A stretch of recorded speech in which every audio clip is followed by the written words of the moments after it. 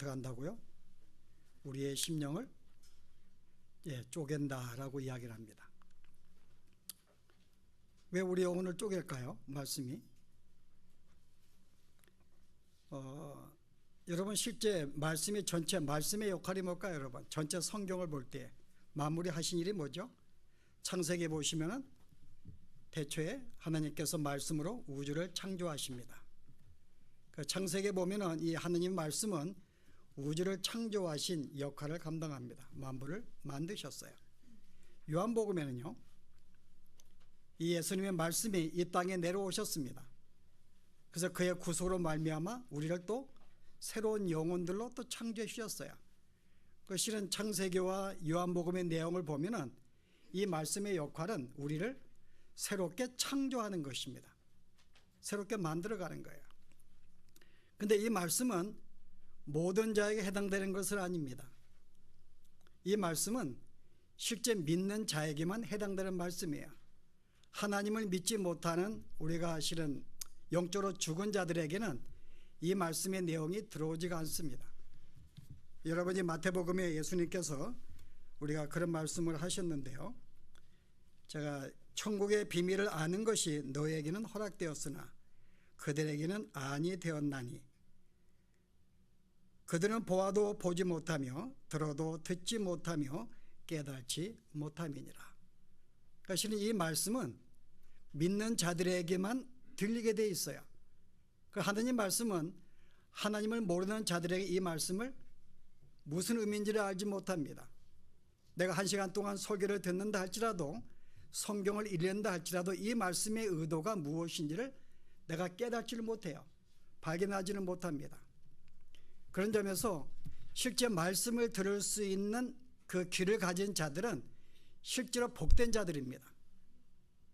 말씀은 누구나 들을 수 있는 게 아니기 때문이야. 내가 그 말씀을 듣고 말씀의 깨달음이 있고 하나님을 알아가고 죄의 본질을 알고 내가 어떤 존재인지를 내가 느낀다면은 오늘 그 말씀은 듣는 자이고 진실로 그런 자들은 성경은 복이 있다고 이야기를 해요.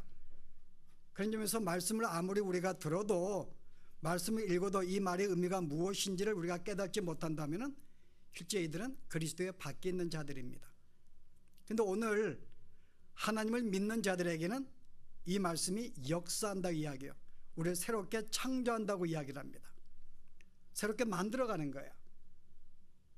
그 실제 우리가 이 만들어간다는 게 뭘 말할까? 우리를 만들어서 새로운 존재로 만들어간다는 말인가? 아니면 오늘 내용의 말씀에 따라서 계속 우리를 파헤쳐서 너희가 어떤 존재인지를 알려주시는 말씀인가? 오늘 여기에 너의 골수와 관절과 골수를 쪼갠다 그래요. 제가 이렇게 인터넷 가서 봤더니 이거는 분리가 안 되더라고요. 관절 안에 골수가 있어서 이건 분리될 수 없는 건데 정말 그 이 하나를 할지라도 그 안에까지 들어가서 그것을 분리하고 쪼개는 그 역할, 이게 성경의 말씀이라고 이야기를 해요. 그러니까 실은 우리를 분석할 때 얼마나 우리를 산산이 우리를 쪼개서 우리를 분석하시겠냐고요. 무엇 때문에요? 우리로 하여금 뭘 알게 만들기 위해서요? 너희가 어떤 존재인지를 알게 만들기 위해서 계속 우리를 쪼개나가십니다. 그래서 실은 쪼갠다고 하는 말은, 이 말은 실은 우리에게 문제가 있다는 그 말이에요. 수술한다는 말은 문제가 있다 그 말입니다. 그래서 오늘 이 문제를 계속 무엇이 문제인지를 계속 실은 말씀은 쪼개가는 거예요. 그래서 우리가 처음에 할 것은 뭘 느끼겠어요? 아, 우리가 이런 존재구나 라는 것을 발견하게 됩니다. 근데 우리가 그 전에 일반적으로 제가 여러분에게 그 성경의 이 역할에 대해서 일반적인 두 가지 역할을 오늘 말씀을 하려고 그래요. 오늘의 역할은 두 번째 역할인데, 첫 번째 역할은 말씀은 우리로 하여금 어떻게 만듭니까? 하나님의 온전한 사람으로 실제 만들어요. 왜냐하면 하나님께서 우리에게 이 말씀을 통해 역사하시고 하나님의 백성으로 어떻게 살아야 할지 계속 교훈하고 있기 때문에 실은 하나님을 믿는 사람들은 그 말씀을 붙잡고 살려고 예를 씁니다. 그러다 보면 우리의 삶은 나아질 수밖에 없는 거죠. 우리의 삶은 변화가 될 수밖에 없는 거예요. 그래서 실제 하나님을 믿는 사람들은 그 삶에 변화가 생깁니다. 그래서 우리가 디모데후서 3장 16절에 모든 성경은 하나님의 감동으로 되었다. 그 역할이 뭐예요? 이것은 교훈과 책망과 바르게 함과 의로 교육하여 유익하니, 먼저 우리로 하여금 하나님의 뜻이 무엇인지를 교훈합니다. 이게 하나님의 뜻이야, 너희는 이런 존재야 라고 이야기를 합니다. 근데 그렇게 살지 못하는 우리를 보고 책망을 해요. 너 그렇게 살면 안 돼, 그 잘못된 길이야. 그 우리의 길을 지적을 해줍니다. 그리고 바르게 함과 우리로 하여금 어떤 것이 바른 길인지를 인도해 주세요. 그리고 의로 교육하게 유익하다. 무슨 말씀이에요? 이미 우리는 이 말씀을 계속 지키게 만들어서 의로운 존재로 만든다, 그 뜻이 아닙니다. 이건 training in righteousness.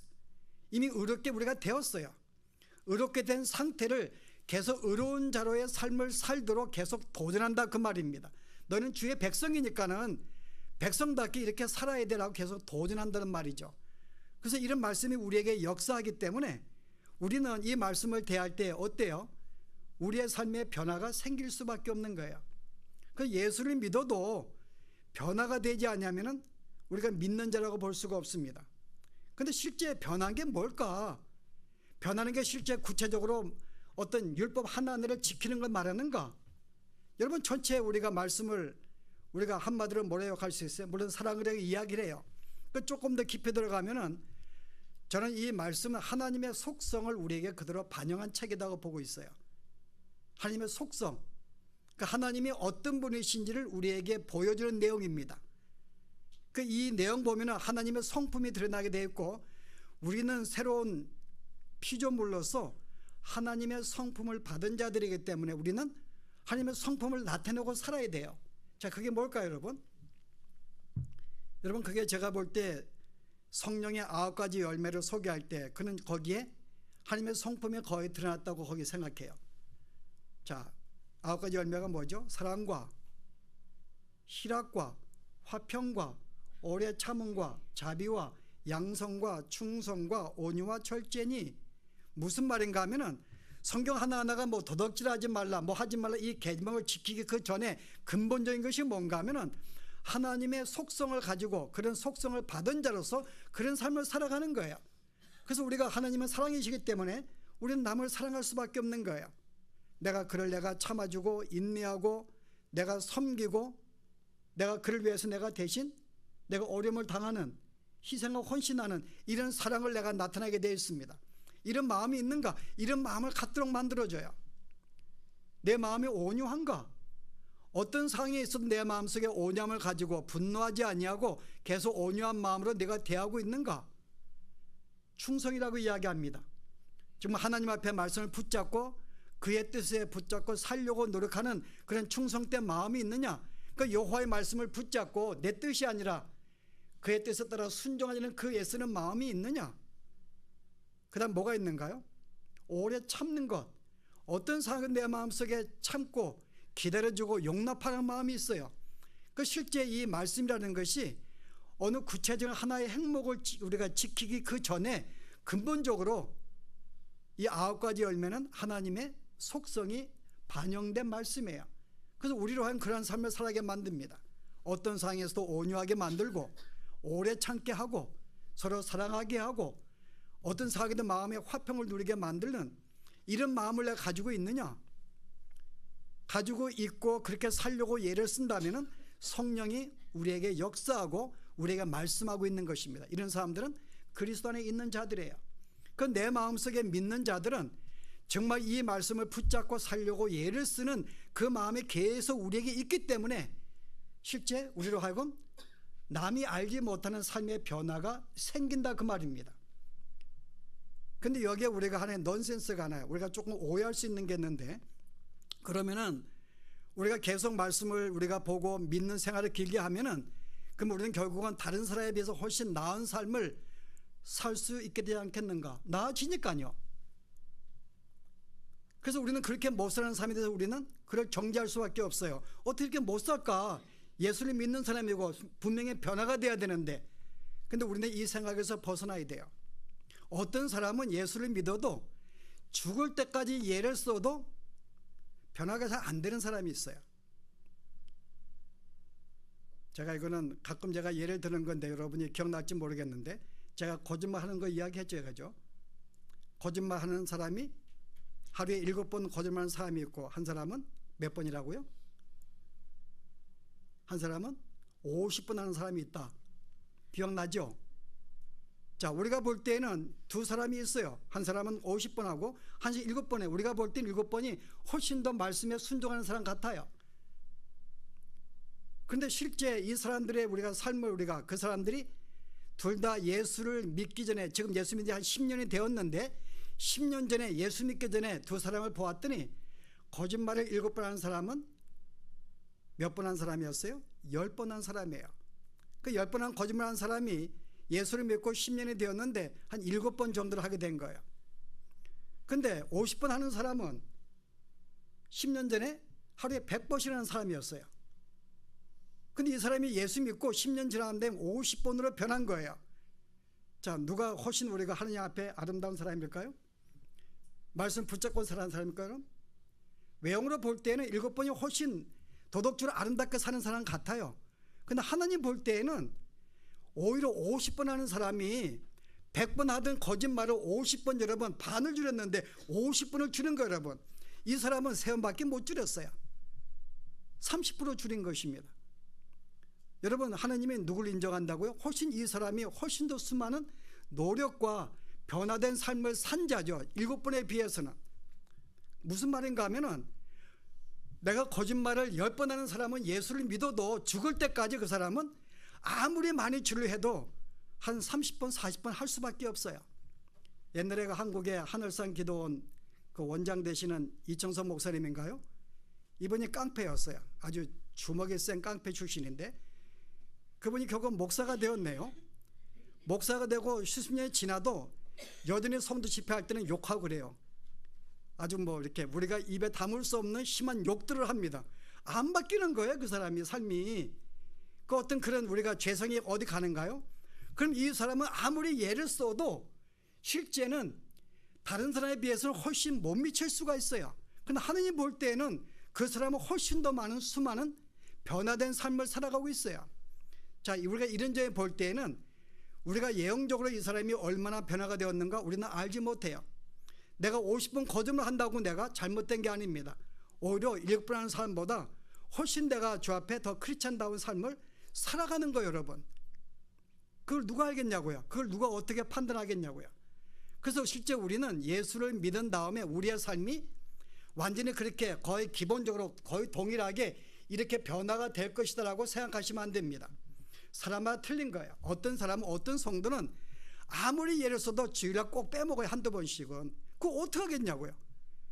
그 사람이 예수 믿기 전에 한 번도 교회 안 나온 사람인데 그래도 그나마 한 20번 나오는 건 정말 감사한 거죠. 한 번도 안 나온 사람이 여러분 감사한 게 아니겠어요? 여러분 날마다 예수를 이렇게 습관이 믿어가지고 안 빠진 사람이 한두 번 빠지면은 오히려 그게 문제죠. 여러분 그 실제 우리는 이 말씀이 우리에게 우리의 삶을 변화를 시키지만은 외형으로 볼 때는 도덕적으로 그렇게 온전하게 나아지는 삶이라고 보장할 수 없어요. 단지 그 마음속에 뭐가 있는가요? 그래도 내가 이 말씀 붙잡고 살려고 하는 그 마음의 소원, 그 예씀은 갈수록 커진다는 거예요. 이 마음이 있다는 것입니다. 그리고 실제 그 마음대로 변화가 되는 거예요. 사람마다 차이가 있지만은. 그래서 우리는 다른 사람을 평가할 수가 없어요. 그 사람이 어떤 삶을 살았는데 예수 믿기 전에 그 사람이 아무리 우리가 볼 때 못나도 우리는 평가할 수가 없어요. 그 나름대로 예수고 수고하는 마음이 그가 믿는 자라면은 성령이 역사하고 변화를 시켜가기 때문에 나름대로 큰 변화가 된 게 현재 그 모양인데 여러분 어떡하겠냐고요. 아마 죽을 때가 돼야 우리가 기대하는 모습이 될지 모르죠. 그래서 실제는 첫 번째는 하나님을 믿는 사람들은 분명하게 내 마음속에 변화가 되기 원하고 주의 성품대로 살려고 애를 쓰는 그 마음이 있기 때문에 실제 예수를 믿기 전보다는 훨씬 내가 성품에 있어서 많이 변화가 된다는 거예요. 보다 오래 참는 마음도 생기고 보다 내가 온유한 마음도 생기고 남의 허물들 용서하는 마음도 생기고 보다 주 앞에 충성하고 따스는 그 마음들이 갈수록 커지는 그 마음 분명히 이 마음이 생깁니다. 그런데 문제는 뭔가 하면은 내가 그런 삶을 내가 살아서 내가 변화가 되고 있어요. 그런데 예수 믿는 사람과 안 믿는 사람의 차이가 뭘까요? 변화가 되고 있는데 어떤 사람은 내가 이 정도 변화가 되었네 라고 인식하는 순간부터 나는 이 정도가 되었네. 여러분, 그것은 믿지 않는 자의 표시입니다. 믿는 사람은 변화가 되고 있음에도 불구하고 주 앞에 내가 이 정도면 되었다는 생각을 결코 하지 않아요. 실은 그 삶이 다른 모든 사람에 비해서 내가 훨씬 나은 그런 삶을 살고 있음에도 불구하고 여전히 나는 주 앞에 어때요? 오늘 부족함을 느끼는 거예요. 워낙 하나님이 거룩하시기 때문에 그분이 나에게 원하시는 삶을 내 삶이 도저히 따라갈 수 없는 내 자신을 내가 발견하는 거예요. 오늘 말씀이 그 역할을 감당합니다. 오늘 두 번째로 하고 오늘 주시는 말씀은 이 말씀이 너에게 그런 역할을 하는 거야. 너는 성경을 볼 때마다 너는 뭘 발견해요? 내가 이것도 아직도 내가 하지 못했구나. 내가 이것도 잘못이었구나. 내가 왜 이럴까? 계속 이 모습을 하여금 보여주게 만든다고 하는 거예요. 이 말씀이요. 그래서 실제적으로 이 말씀을 우리로 하여금 내가 실제 말씀을 붙잡고 살아가는 삶의 변화가 있음에도 불구하고 내 내적인 삶은 계속 주 앞에서 여전히 나는 온전치 못함을 내가 인식을 하는 거예요. 이걸 알지 못하고 나는 이 정도면 나는 그래도 이 정도면 난 됐지. 난 이 정도 성경도 알고 있고 예배도 참석하고 봉사도 하고 이 정도. 여러분, 그 순간은 여러분 그 사람은 실제 참된 믿는 자의 모습을 볼 수가 없어요. 믿는 자는 그런 생각을 못합니다. 왜냐하면 갈수록 부족함을 느끼기 때문에. 성경은 그래요. 설령 여러분들이 모든 계명을 지켰다 할지라도 내가 하나의 계명을 어기면 어떤 마음이 생겨요? 내가 이것도 못 지켰구나. 야고보서가 그런 말을 하는데요. 여러분, 야고보 선생이 누구든지 온 율법을 지키다가 그 하나를 범하면 모두 범한 자가 되나니 간음하지 말라 하시니가 또한 살하지 말라 하셨은즉 비록 내가 간음하지 아니하였다 할지라도 살인을 하게 되면은 그건 율법을 어긴 자와 같은 거야. 그 하나님 말씀은 네가 모든 계명을 지켰다 할지라도 하나를 어긴다면은 너는 여전히 죄인이야. 계명을 어긴 자 아니냐 라는 이 말씀이 우리에게 역사하기 때문에 우리는 설령 내가 삶 속에서 순간순간 모든 도덕적으로 그런 내가 삶을 내가 변화가 되고 있다 할지라도 여전히 나는 뭐예요? 여전히 주 앞에 죄인인 것을 내가 계속 인식을 하는 거예요. 그래서 얼마나 이 말씀이 나로 하여금 날카롭게 쪼개냐고요. 내 골수와 관절을 쪼개기도 하고 내 모든 심령을 감찰하고 계속 쪼개면서 너는 어떤 존재인지 내가 이런 존재구나. 이걸 나로 하여금 계속 발견을 시키는 거예요. 여러분, 실은 다윗이 여러분 어떤 존재였을까요? 다윗은 우리가 볼 땐 믿음의 사람이었어요. 어린 나이에 골리앗을 믿음으로 죽인 그런 소년입니다. 그의 삶은 거의 보편적으로 믿음의 삶을 살았어요. 그래서 이 다윗은 스스로가 나는 이 정도면은 그래도 주 앞에 말씀의 계명에 순종하고 나 이렇게 순종하며 살았으라고 자부심을 가지만 했어요. 다윗은요. 근데 그런 다윗이 거의 노년에 가가지고 어떤 일이 벌어져요? 젊은 여자를 취한 거야. 바스바를 취하게 됩니다. 그리고 자기를 사랑하는 자기의 충성된 우리아 장군을 죽여요. 그 남편을요. 그 아내를 차지하기 위해서. 여러분, 그때 다윗이 뭘 느꼈을까 여러분? 다윗은 자기는 이 정도면 자기는 괜찮은 사람이라고 생각했을 거예요. 난 이 정도면은 남 보기에 부끄럽지 않고 이 정도면은. 그런데 실제 바스바를 범하는 그 순간에 그가 발견한 게 있어요. 그가 고백한 내용이 뭘까요? 그게 시편 51편이 바스바를 범한 다음에 그가 주 앞에 회개하는 그런 내용입니다. 제가 보세요. 주여 나의 죄악을 맑게 씻으시며 나의 죄를 깨끗게 하옵소서. 그런 나는 내 죄가를 아오니 내 죄가 항상 내 앞에 있나이다. 나는 항상 죄 가운데 있군요 하나님. 그 다음 뭐라 그래요? 내가 주께만 범죄하여 주의 목전에 악을 행하여 싸우니 내가 주께만 내가 악을 행하였는데 내가 죄악 중에서 출생하였으며 어머니가 죄 중에서 나를 잉태한나이다. 내가 못해서부터 죄의 모양을 가지고 나온 존재구나라는 것을 바스바를 통하여 그가 깨닫게 되는 거예요. 그 실제 이 말씀의 역할이 그에게 이 다윗에게 뭘 역할을 했는가 하면은 하나님을 가까이 하고 말씀을 가까이 하나님을 대하다 보니까는 내가 어떤 존재인지를 실제 실감한 거예요. 나는 이런 죄인이었구나. 날 때부터 죄인이었구나. 내가 항상 내가 하는 모든 것마다 내가 주 앞에 죄인으로 내가 서 있구나, 죄를 짓고 있구나. 우리는 보통 그래요. 예수 믿으면서 내가 주 앞에 주의 영광을 위해 산다 그래요. 내가 주의 영광을 위해서. 말은 잘하죠, 그죠? 근데 실제 여러분들이 정말 주님의 영광을 산 적이 뭐가 있는가요, 여러분? 여러분 생각해보면 내가 주님의 영광을 위해서 여러분 뭘 살았는가요? 내가 밥 먹는 거? 누굴 위해서? 나는 밥을 먹거나 마시든지 먹든지 주의 영광을 위해서라. 내가 실제 누구를 위해서 먹어요? 나를 위해 먹는 거예요. 내가 나를 위해 공부하고 나를 위해 직장생활하고 나를 위해서 모든 거 하고 있어요, 여러분. 교회 봉사는 하나님의 영광을 위해서? 물론 그럴 수 있죠. 그럼 어떤 이들은 나를 드러내기 위해서 봉사할 수도 있어요.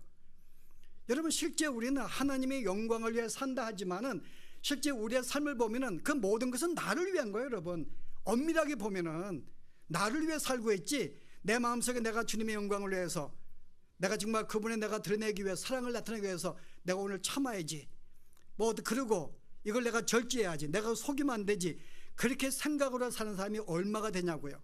이건 예수를 믿어도 실제 우리가 그런 마음을 갖고 살기가 쉽지가 않습니다. 거의 모든 생활이 우리는 나를 위해 살고 있는 내 자신을 보게 돼요. 이게 우리의 모습이거든요. 근데 실제 신앙생활을 깊이 하면 할수록, 말씀이 깊이 대하면 대할수록 내가 그런 존재인 것을 발견하는 거예요. 내가 입술로는 주님을 위해 산다 그러지만 실제는 모든 삶이 나를 위해 살았네. 내가 나를 중심으로, 내가 나를 위해서, 내 만족을 위해서, 나의 안정을 위해서 내가 살았네. 이걸 발견하는 거예요. 그 내가 어떤 존재인지를 발견하게 됩니다. 그래서 말씀은 우리로 하여금 계속 내 삶에 선한 손을 갖게 해서 실제로는 변한 삶을 살게 만들지만은 하나님 앞에서는 내가 여전히 내가 부족함을 알게 하고 계속 주 앞에 죄인인 것을 하고, 그래서 어떻게 해요? 주님을 붙잡게 만드는 거예요. 주님을 붙잡게 만드는 거예요. 그래서 오늘 내용이 뭐라고 그래요, 여러분? 오늘 봉독한 내용에 그 다음에 그러므로 그래요. 그러므로 그래요. 우리에게 큰 죄상이 있으니 예수의 도리를 굳게 붙잡을지어다. 그러므로 너희가 무슨 말이에요? 너희가 안 되지 않느냐? 오늘 여러분 이 말씀이 지금 어디에서 나오는 거예요? 앞에 우리가 지난 시간에 뭘 이야기했는데요? 가나안 땅에 대한 걸 이야기했어요. 그들이 순종하지 못해서 하나님의 약속을 믿지 못해서 가나안 땅에 못 들어간 거야. 아무도 못 들어가서 여호수아 갈렙 빼고는 무슨 말인가 하면은 못 들어간 사람은 거의 모두 우리들이에요. 그들은 못 들어갔다 그 말이 왜 못 들어갔을까? 그들은 자기들의 힘과 능력이 있으면 들어갈 수 생각했어요. 근데 우리는 그들과 비교할 때 내가 능력이 안 되기 때문에 싸울 수 없다고 생각을 하고 포기하고 못 들어간 것입니다. 이게 실제 우리의 삶인 거예요. 우리가 내가 힘을 쓰고 내가 예를 써서 우리는 어떤 거기에 들어갈 수 있다고 생각을 해요. 그래서 우리는 스스로가 나를 계속 만들어 갑니다. 그런 능력을 만들어 가요. 근데 오늘 뭐라 그래요? 너는 못 들어가. 너는 그런 존재가 아니야. 그건 내가 약속으로 준 것이지 너의 힘으로 준비한 들어갈 수 있는 것이 아니야. 결국은 인간은 어떤 존재인가? 아무도 거기는 못 들어가는 거야. 내가 약속한 자, 믿는 자만이 들어갈 수가 있지. 그럼 너희들의 실력으로 볼 때는 아무도 못 들어가. 오늘 이 말씀이 이거를 우리를 깨닫게 만들어주는 거야. 너희는 못 들어가는 존재야. 어떤 존재인데 네가 아무리 도덕적으로 바르게 산다 그래도 하나님 보시기에 그게 온전하다고? 하나님은 다 어긴 거 마찬가지인데 우리는 주 앞에 볼 때 못 들어간 존재를 인식하는 거야. 근데 이제 그것을 끝나면 그 다음에 이 히브리서가 그럽니다. 그러므로 우리가 무엇인가 우리의 힘으로 붙잡고 내가 노력해서 나를 나타내고 구원받으려 하지 말고 그 다음 뭐라 그래요? 너희가 믿는 도리를 굳게 잡을지어다. 예수는 우리의 연약함을 동정하시는 분이다. 우리의 연약함을 알고 있어. 우리를 동정하셔. 그래서 우리 십자가에 죽으신 거야. 그래서 그를 붙잡으면 구원 너가 들어갈 수 있어. 너 행을 들어갈 수 있는 게 아니지. 그러므로 예수의 도리를, 이 십자가의 도리를 굳게 붙잡어 라고 이야기하는 거야. 결국 우리로 하여금 주님을 온전히 믿고 여호수아 갈렙과 같이 주의 약속을 분명히 붙잡으라는, 그러면은 너는 들어갈 수 있다고 하는 거죠. 그래서 오늘 마지막에 뭐라 그래요? 그러므로 너희는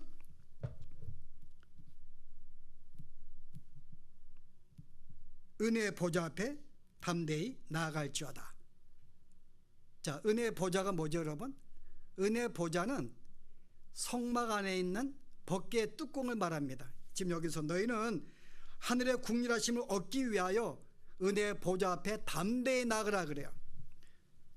자, 이 속죄서 하늘의 법궤 이거 뚜껑을 말했는데 여러분 뚜껑은 어떤 역할을 하는가 하면은 1년에 한 번씩 대제사장이 온 백성들의 죄를 짐승한테 전가를 시켜서 그 짐승을 죽입니다.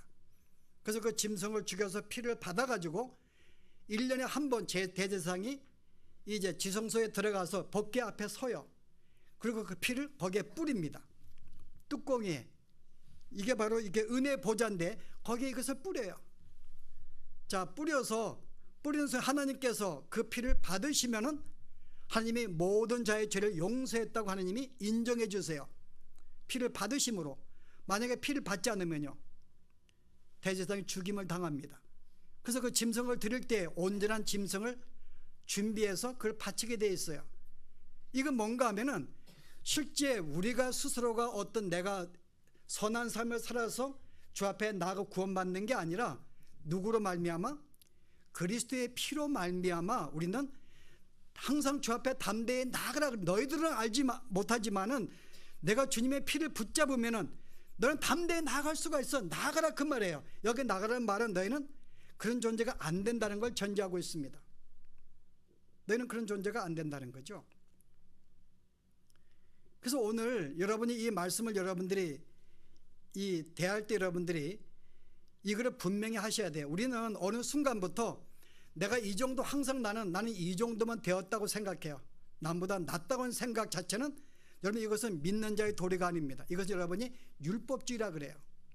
율법주의는 자기들이 열심히 말씀을 지키고 순종해서 이것으로 내가 이 정도면 되었어 하나님께도 인정을 받고 사람에게도 인정받는 그 마음이 이게 율법주의입니다. 그 사람들이 내가 내 행위를 이렇게 이 정도 해서 그걸 가지고 하는 순간부터 그에게는 뭐가 필요 없어요?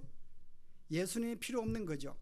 그래서 그에게는 예수님이 언제 필요한가 하면은 내가 예수님에 구원받는 그 순간만 예수가 필요하고 그 다음부터는 예수가 필요 없는 존재가 되는 거예요. 내가 이 정도 노력하고 수고해서 나는 이 정도 하나님의 백성다운 삶을 살고 있으라고 생각하니까요. 그건 누구의 힘으로? 그건 내 힘으로 내가 사는 거예요. 그건 내가 자부심을 느껴요. 그건 내가 자랑하고 싶어요. 인정받기 원해요. 그 여러분들의 삶 속에서 가정에서는 어디든지 나는 이 정도면 되었다고 남편 앞에서도 생각한다면은 아직 그것은 복음의 도를 아직 모르는 거예요. 우리는 결코 그런 생각을 가질 수가 없어요. 그래서 우리는 정말 어디서든 나는 항상 부족함을 느끼고 그래 내가 인정을 하고 내가 그런 존재야. 내가 용서해줘. 이 삶이 옳은 것이지 어떻게 저 사람이 저렇게 살아? 그건 나는 그만큼 나는 그렇게 안 살고 있는데 라고 하는 그 생각 자체. 근데 오늘 성경은 참된 성도는 그런 생각을 갖지를 못한다는 거예요. 왜냐하면 오늘 이 말씀을 왜 강조하는가 하면 오늘 우리가 성도들이 거의 우리가 알지 못하게 율법주의에 빠지고 있어요. 계속 우리는 이 정도에 내가 계명을 지키고 내가 예배도 참석하고 내가 성경도 읽고 인도 봉사하고 인도 선하게 살고 있기 때문에 나는 이 정도면 다른 사람에게 내가 과시할만하다고 생각을 해요. 여러분 이 생각이 굉장히 위험한 생각입니다. 주 앞에 그런 생각을 가질 수가 없기 때문에요. 근데 우리는 순간마다 그런 생각 가져요. 그래서 누가 나에게 공격을 하고 나를 비난하거나 나를 오해해서 나를 이렇게 욕을 하면은 견딜 수가 없는 거예요. 나는 그런 존재가 아닌데. 그런 존재가 아니라니 여러분. 성경은 여러분이 그런 존재라고 이야기하는 거예요. 이거 오늘 말씀의 역할이기 때문에 내가 그러므로 너는 너의 힘으로는 주 앞에 나갈 수가 없는 내가 구원을 받은 것은 너희가 행해서가 아니라 뭐라 그래요? 은혜의 보좌 앞에 담대히 나아가서 피로 말미암아 너희가 담대히 쓰는 거지. 그래서 바울의 고백을 볼 때는 그가 정말 예수 믿는 사람의 고백을 하고 있어요. 바울은 뭐라 그래요 여러분? 빌립보서에 보면은 제가 3장의 말씀 읽을게요. 내가 율법으로는 교회를 핍박하고 율법의 의로는 흠이 없는 자라. 바울은 나는 율법을 온전히 지킨 자라고 말하고 있어요. 실제 바울은 예수를 믿은 다음에도 그런 율법에 충실한 사람이었어요. 그는 제가 볼 때 이렇게 큰 잘못을 행한 자가 아닙니다. 그래서 자기는 스스로가 나는 율법의 의로는 율법이 나에게 요구하는 건 나는 거의 지켰어. 나는 바르게 살았어. 근데 그다음 뭐라 그러나 무엇이든지 내게 유익하던 것을 내가 그리스도를 위하여 다 해로 여길 뿐더러 그러나 나는 그 일을 나는 자랑하지 않을 거야. 왜요? 내가 아무리 계명을 지키고 말씀에 순종했다 할지라도 내가 이 모든 것을 해로 여기는 것은 내 주 그리스도 예수를 아는 지식에 가장 고상하기 때문이라. 내가 그를 위하여 모든 것을 잃어버리고 배설물로 여김은 그리스도를 얻고, 자기는 자기의 선을 행하는 것을 배설물로 여긴다 그래요. 왜냐하면 어차피 이 삶은 주 앞에 인정받는 게 아니기 때문에요. 물론 내가 조금씩 변화가 되는 삶이 분명히 있음에도 불구하고 여전히 하나님 볼 때 나는 죄인이고 그런 자의 모습이기 때문에 그 모든 것이 나에게는 자랑감이 아닌 거예요. 설령 세계 제일 가는 도덕주의 삶을 산다 할지라도 하나님 앞에서는 그게 자랑이 아닙니다. 여전히 나는 부끄러운 자가 되는 거예요. 그래서 그는 내가 선을 행하는 것, 계명을 지키는 것, 봉사하는 이 모든 것은 나는 배설물로 나는 여기는 거야. 왜냐하면 이것이 나로 하여금 구원을 이루게 하는 것이 아니기 때문에 나는 오히려 예수 그리스도를 위해서 이 모든 것을 배설물로 여긴다고 이야기를 해요.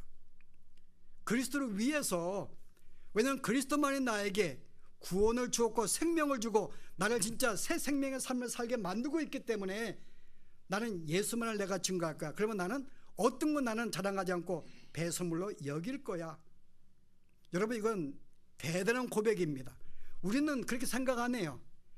우리가 남에게 내가 아내를 사랑하고 형제에게 나눠주고 이 모든 사람에 대해서 나는 배설물 여기지 않습니다. 마땅히 나는 성도로서 그런 삶을 사는 게 옳다고 생각을 해요. 물론 옳지요.